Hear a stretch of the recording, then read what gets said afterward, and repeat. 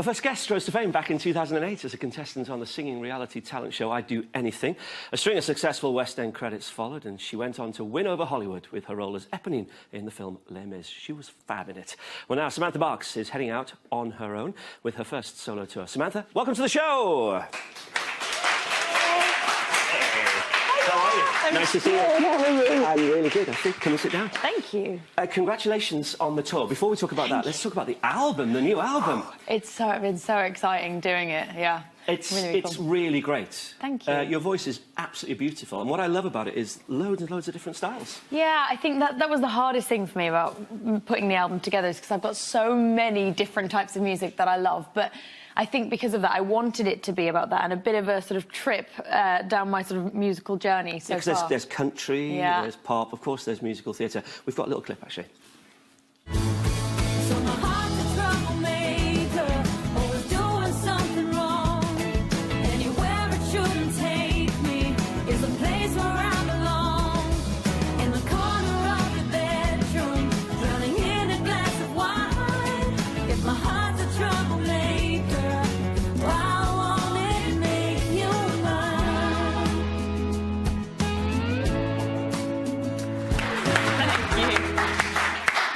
How do you feel when you see that?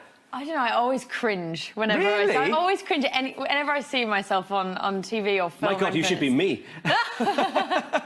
I find it very, very funny, but I'm proud of it. I'm proud of doing the album because it's quite scary, like going out there and it just being me. Well, that's what I was going to say, because you're used to a cast. I suppose you're used to costume and all that business as well. You're always behind a character, so that's always a sort of safety blanket. I didn't think it was.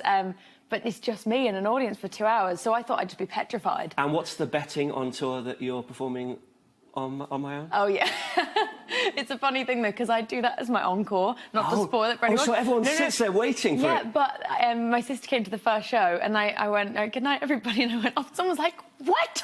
She's not going on I want my money back. I know, I was like, is it a little bit cruel? But it's so exciting to get to do that song, because it just always, the minute I hear those opening bars, it's just like, oh, I'm going to feel myself welling up. And I'm like, do not burst out crying at the beginning of the song because you've got to get through the song. But it's just so beautifully written like that. It's interesting. I was listening to your album coming back from Liverpool one night this week, and you can tell that you've sung that song millions of times. It's in your song. Oh, yeah. It's a song that's been good to you. Oh, it has. It has been good to me. I remember when I was first rehearsing it in the West End, we had a few days to go, and they're like, we should probably rehearse your song. I was like, yeah, that'd be good.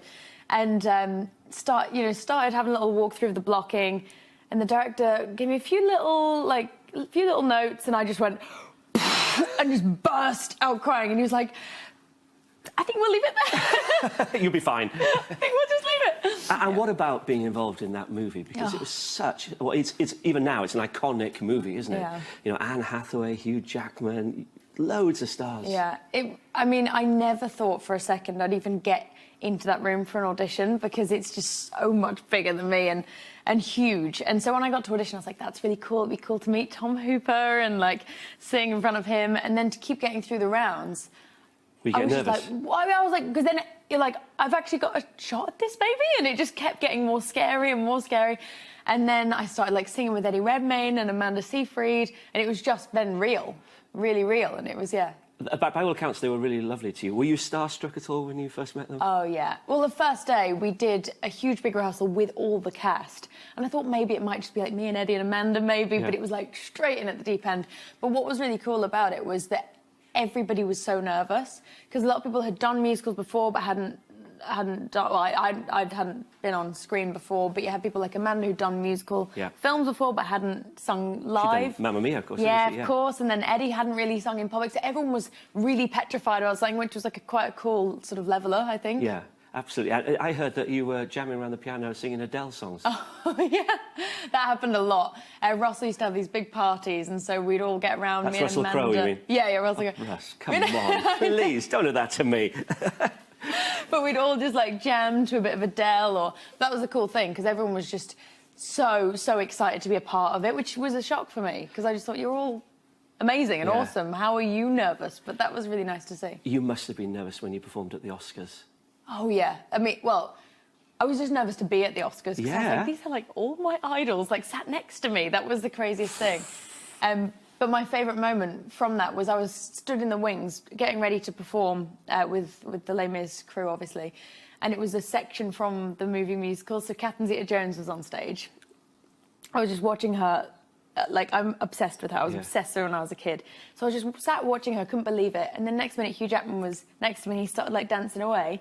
Then John Travolta comes up and starts dancing, and I was like, what's happening? What's happening? I was like, Danny Zuko is there, like, my first love. And then Catherine Zeta-Jones, who I love maybe even more. And then Hugh Jackman, I was like, what's happening to me? But that was a very cool moment. Goodness me. And, you know, what do all your mates on the Isle of Man make of all this, you know? It's amazing. You know, I went back to the Isle of Man the other week just to do my tour, and it was just so special to be there because it's my favourite place in the world.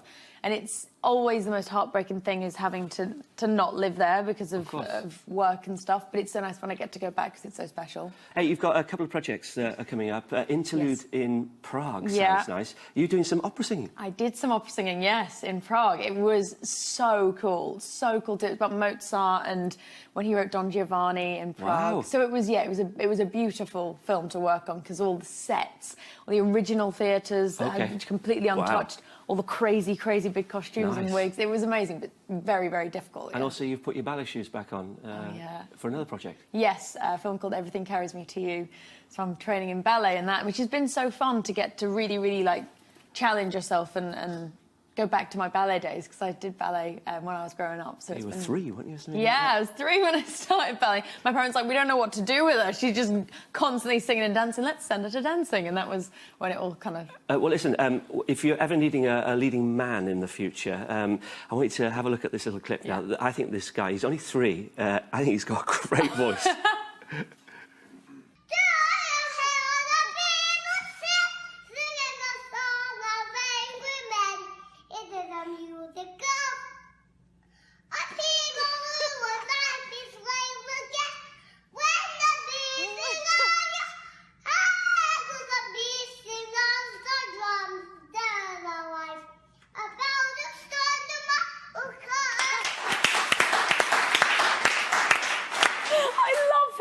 Cohen from Arizona, that is. What I love, he's even singing like that with a broken arm, and halfway through he has a good itch of his nose as well. I love it when it gets to Harvard, he's like, hang on.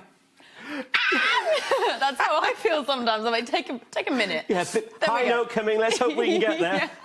Hey, listen, just before you go, you're going to stay for the show anyway, aren't you? Yeah. Why are your social media fans called the Sprouts? Because I love Brussels sprouts. OK. And I don't know how... Just moving my chair back. But I just love them. And I remember I used to have them at Christmas, but now it's become like an all-year-round thing. So I Celebration. Said that, 100%. I said once, and they were like, we're now your sprouts. You are the sprout. Lovely. We are also sprouts. I love them. Listen, good luck with everything in the future. I'm a massive fan. I'm Thank really you. pleased it's going so well for you. Still to come, Reverend Richard Coles will be here to tell us about how it's going on MasterChef. He's a brave man. John Turode and Greg Wallace singing his praises, I wonder. And it's all secrets, blackmail and cross-dressing in Albert Square. Some things never change. Star Lynn Blakely joins me to tell all. Plus, the Mystery Jets are touching down in the studio to perform live. See you in a bit.